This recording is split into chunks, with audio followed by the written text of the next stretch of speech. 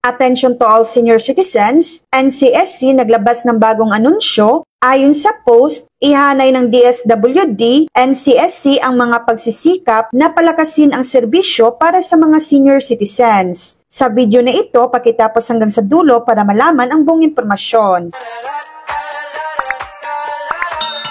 Nakahanda ang Department of Social Welfare and Development or DSWD na ang pahusayin ang mga programa at serbisyo ng gobyerno para sa tinatayang 11 milyong senior citizens sa bansa. Kasunod ng pagpapalabas ng Executive Order No. 96 ni Pangulong Ferdinand R. Marcos Jr. na naglalagay sa National Commission of Senior Citizens or NCSC bilang attached agency ng DSWD. Bilang pagmarka sa pagbabagong ito, idinaos ng DSWD at NCSC ang kanilang unang pambansang asembleya noong Lunes, October 6, 2025 upang ihanay ang mga patakaran at estratehiya para sa pinagsama-samang paghahatid ng mga serbisyo sa sektor ng matatanda. Si DSWD Undersecretary Fatima Alia de Maporo ay nagpahayag ng pag-asa na ang bagong kaayusan ay magsisiguro ng mas nagkakaisang paraan sa pagtugon sa mga pangailangan ng mga senior citizens. Nais ni Secretary Rex Gatchalian na ang lahat ay maging ligtas at bahagi ng pamilya ng DSWD. Sabi pa ni De Maporo at idinagdag na ang ahensya